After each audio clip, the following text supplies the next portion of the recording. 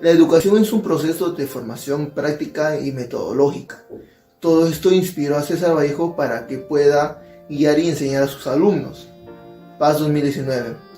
Ciro Alegría observó la enseñanza de Vallejo, dictaba los cursos de historia, geografía, matemática, religión e incluso intentó dar clases de canto. Con todo esto se puede afirmar que Vallejo fue un gran educador. Por otro lado, todo lo vivido en la educación fue base para que pueda elaborar su cuento reconocido Paco Yunque. Rojas 2014. Entre los años 1911 y 1920 era tutor en ambos. Se desempeñó como educador en botánica y anatomía en el centro Plaza de Trujillo. Luego ocupó el cargo de bibliotecario en la Sociedad de Preceptores de Trujillo. Después pasó a ser un educador en el Colegio Nacional de San Juan, donde uno de sus alumnos fue Ciro Alegría. Finalmente retorna a Trujillo y vuelve a elaborar en el mismo colegio de hace años. Todo esto que pasó Vallejo, se nota el amor y la pasión que sentía por la educación y la enseñanza. No importa qué cursos dictaba, pero tomaba el interés. Georgette y Vallejo, un amor de leyenda, un amor pese a las adversidades, nunca se dio por vencido. Siglo 2022. César Vallejo y Georgette se conocieron en París. La madre de Georgette no quería a Vallejo pese a las adversidades económicas que él padecía. Así que Vallejo tuvo que esperar que la madre de Georgette fallezca para que recién la pueda conquistar. Con el paso del tiempo, Georgette fue mostrando un gran cambio hacia el escritor. Ambos estuvieron juntos, mostrando confianza, fidelidad. En el año 1928 ya empiezan a convivir, pero sin embargo fue hasta el 1934 que se casaron y ella afirmó que nunca se interesó por otro hombre que no sea el escritor. Pachas 2008. Poco más a fondo cómo llevaron su relación, pues el amor que ellos tenían fue un amor completo y sin condiciones, que derribó todo tipo de adversidades, sea económica, estado social, intelectual, ideológica y política.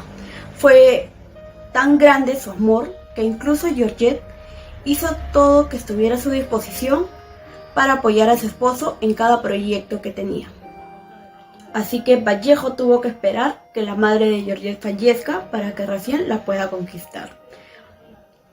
Con el paso del tiempo, Georgette fue mostrando un gran cambio hacia el escritor. Ambos estuvieron juntos, mostrando confianza, fidelidad. En el año 1928 ya empiezan a convivir, pero sin embargo fue hasta el 1934 que se casaron y ella afirmó que nunca se interesó por otro hombre que no sea el escritor. Pachas 2008. Poco más a fondo cómo llevaron su relación, pues el amor que ellos tenían fue un amor completo y sin condiciones, que derribó todo tipo de adversidades, sea económica, estado social, intelectual, ideológica y política. Fue tan grande su amor que incluso Georgette hizo todo que estuviera a su disposición para apoyar a su esposo en cada proyecto que tenía. César Vallejo, tras su viaje a Rusia, vio que adoptaban una ideología nueva que era el leninismo y marxismo. Sintiéndose identificado por haber pasado un duro momento en su país, decidió adoptarlo en los aspectos políticos, económicos, culturales y sociales. Ante ello, Ramón Itaipe en 2014, en efecto, el pensamiento político que tuvo en su vida Vallejo fue que él privilegiaba el amor al prójimo, la esperanza apocalíptica y la justicia social. Y tras su viaje a Europa se encontró con una nueva ideología que era el marxismo, que lo fue expresando en sus obras e intentaba llegar a la gente con sus ideologías marxistas. Y así poco a poco puedan saber que las clases sociales no deberían ser un medio de impedimento para separar a las personas, pero sobre todo estaba en contra de las ideas y tendencias socialdemocráticas. Ante ello, Fiestas en 2016 nos dice: lo vivido injustamente por César Vallejo en el Perú tomó una postura del socialismo y marxismo, porque él creía que era la forma de poder encontrar la ideología, demostrando que él, siendo para muchos un simple poeta y periodista, se dirigía a proclamar justicia en Rusia, tras ver su ideología política en que vivía, ya que en su propia patria ya no podría expresar su voz de protesta, expresarse con el corazón y el cerebro, pudiendo lograr extender su pensamiento político y social. En conclusión, en relación con lo puesto, se puede sostener que el poeta César Vallejo tuvo una posición política y fue el socialismo-marxismo, contribuyendo en difundir su pensamiento en la política a favor de ayudar a las personas en la sociedad. La muerte es un acontecimiento del cual nadie se librará. Muchas personas creen que es un tema inquietante para mencionar y comentar, puesto que temen a ser olvidados. Sin embargo, hay quienes ya no están con vida, presentes aquí en la Tierra, pero sus nombres nunca dejarán de sonar. Mendoza 2017 nos menciona que actualmente César Vallejo sigue siendo importante en la literatura, provocando intereses en diversos países. En el asunto de la muerte tiene conocimientos ya que experimenta la muerte como una probabilidad. Como él mismo lo decía, a cada momento a causa del fallecimiento de una persona cercana a él. Por otro lado, Robertson 2009 nos menciona que muere el gran poeta César Vallejo en la clínica Boulevard Arago de París, un viernes 15 de abril de 1938, donde antes ya había ingresado muy enfermo. No dieron las causas o cuál fue el suceso exacto por el cual falleció.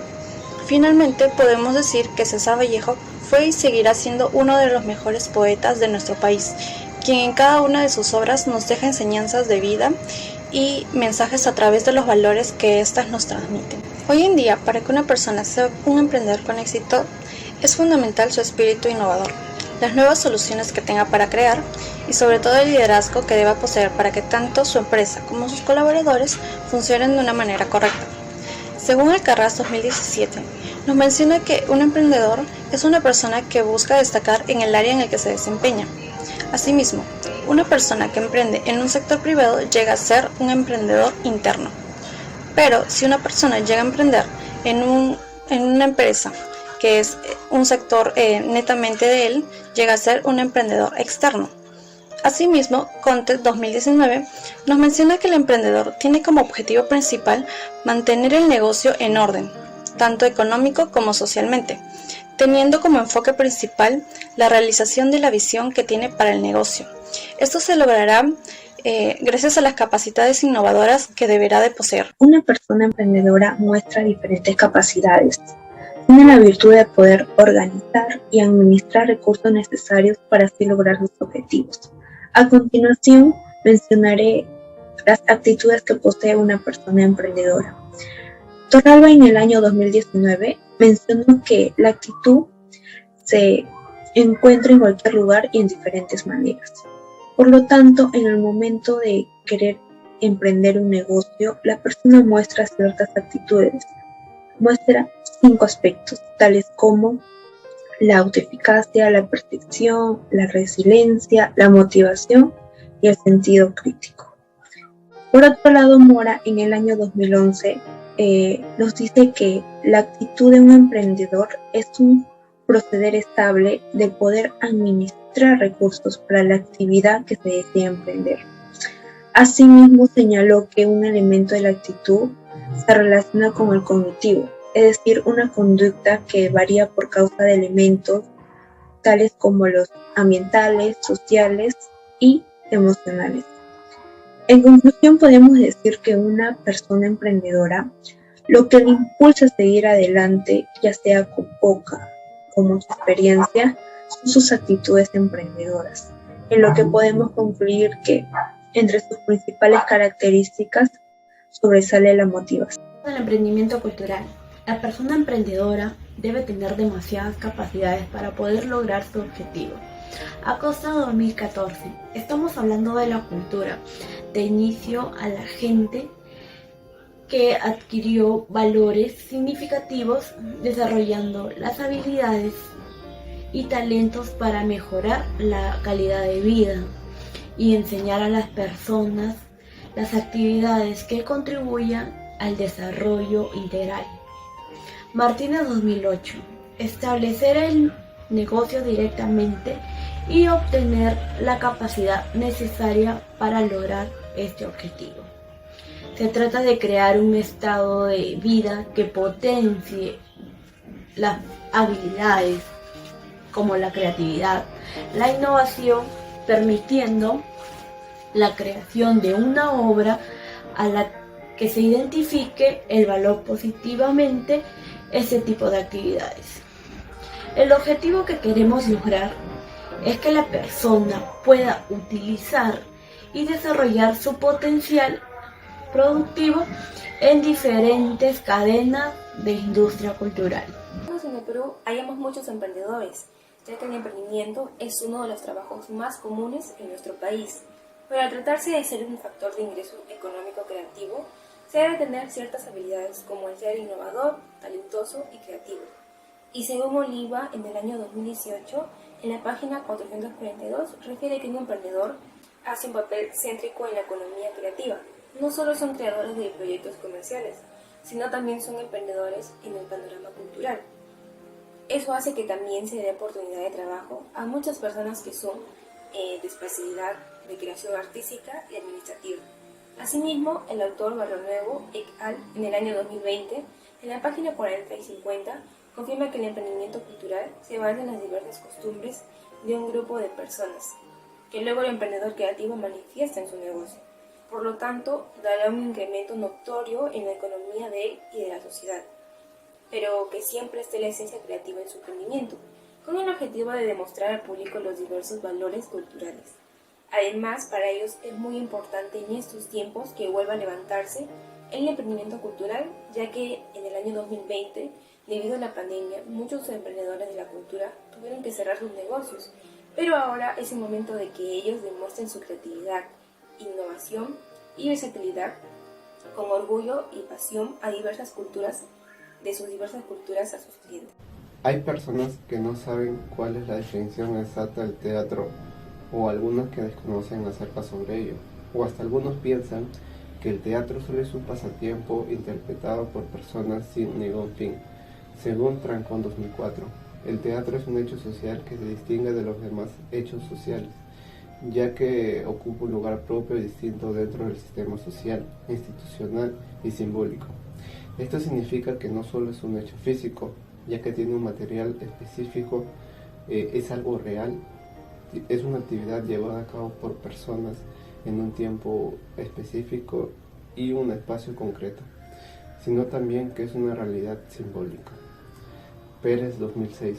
El teatro es un estudio y a la vez interpretado por diversas personas con el fin de dar un mensaje al público.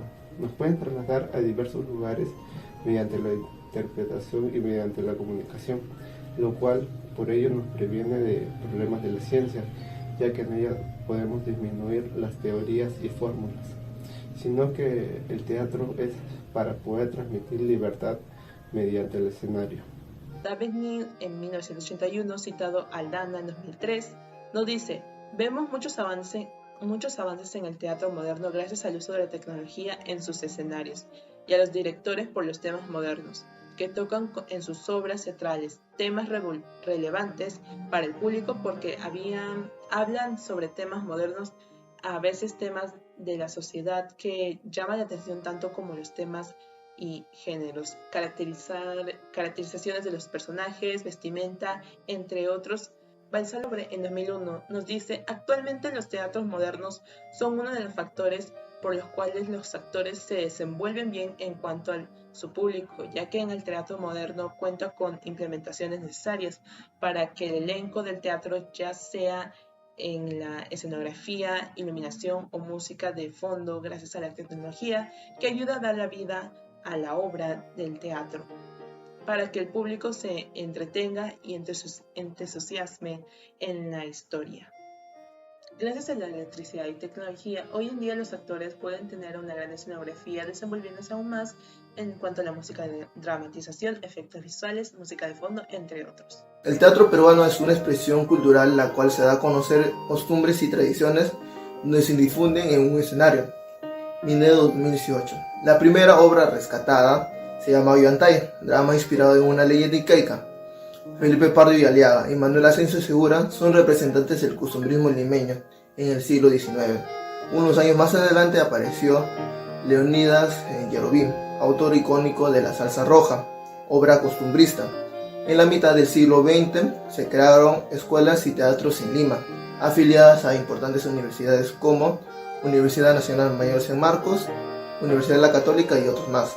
Pacarina del Sur, 2022. Se sabría muy poco sobre el arte teatral en la sociedad precolombina y se era totalmente diferente al teatro occidental.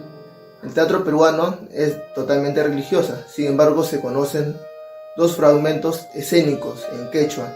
Estos dos es la tragedia de Atahualpa y Ollantay. Eran dos géneros huanca y trataban de la violencia política.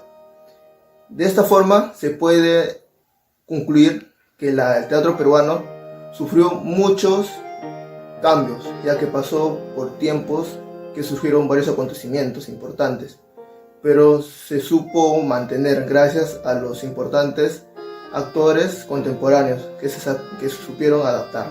El teatro de títeres es una herramienta educativa muy importante e interesante, como un apoyo para los diversos educadores que existen en diversas áreas.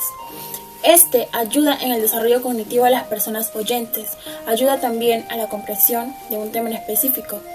Es una de las formas de enseñanza mucho más prácticas, siendo esta una de las herramientas que los educadores suelen emplear para que de una forma más dinámica y didáctica puedan explicar un tema. Según importantes autores como Stanislavski, Gordon Cray, Mayer Holt y Brecht, indican que hay nuevas formas de ver el teatro de títeres, pues existen herramientas y estrategias que ayudarán en el desarrollo del teatro de títeres para con el actor que maneja el personaje. Estas son la concentración, la atención, relajación y la imaginación. El teatro de títeres es de suma importancia, ya que busca estimular y expandir la imaginación a través de una representación con títeres sobre un tema en específico. Incrementa la valoración de la literatura e incentiva a diversos públicos a interesarse sobre temas que probablemente desconocían. Juan Gonzalo, en el año 2012, refiere que Georgette Philippard nació en el año 1908. A la edad de 6 años tuvo la enfermedad de tuberculosis en una pierna. Cuando estalló la guerra, le enviaron a Bretaña. Su padre era un excelente ilustrador y su madre era costurera. Según Ana María, en el año 2015, la poeta y escritora francesa Georgette nació el 7 de enero de 1908 en París, teniendo como progenitores a Alexander Philippard y Mary Travis. Desafortunadamente no llegó a conocer a su progenitor, ya que se fue al ejército francés en 1906 y falleció en la batalla. Luego viajó a Bretaña, donde se hizo sus estudios de primaria y secundaria en el colegio de Sévigné. Nuevamente decide viajar a París para ayudar en el trabajo de costura con su madre. Después viajó a la ciudad de Londres para proseguir sus estudios superiores. Además realizó violoncelo, estudió español y música. Notamos que la infancia de Georgette pasó por varios problemas en su vida, tanto familiares y personales. Esto demuestra que gran mujer se hizo porque no tuvo un padre que estuviera para ella, pero sí tuvo una madre luchadora, el cual Georgette imita en su adultez. También al padecer una enfermedad en su niñez, demuestra que nunca una persona debe rendirse y dejar de luchar por sus sueños y aspiraciones. Georgette Philippard, una mujer sin importarle los bajos momentos, le importó más la promesa que hizo hacia ese entonces su esposo al casarse, mostrando apoyo incondicionalmente más allá de la muerte. Verne en el año 2012 mencionó que Georgette y Vallejo publicó Masque de Achau en el año 1964 y en el año 1978 llamado Ayayá, Ayayá, Ayayá. Este libro final puede verse como el argumento a favor de la vida y obra de César Vallejo. Pero Georgette, aunque lo que más le interesaba era dejar la atestación de la afectividad de que hizo Vallejo entre los años de 1910 y 1938. Georgette Philippard, para Cambier en el año 2006, ya había conocido de vista a César Vallejo. En aquel año 1928, en febrero, Vallejo decide invitarle de manera cordial un café. Tuvieron muchos problemas, los cuales pasaron para que pudieran seguir juntos. Podemos concluir que el amor de Georgette hacia Vallejo fue incondicional, un amor único que ella tuvo que enfrentar, apoyar a pesar de las circunstancias. Georgette Philippart vino al Perú para seguir los pasos de Vallejo. Ella arribó al puerto del Callao el 6 de mayo de 1951. Un año después, el 4 de octubre de 1952, emprendió el viaje de los sueños y llegó a la amada región de César Vallejo, pues quería conocer el hogar, la familia y sobre todo la ciudad en la que vino al mundo su difunto esposo.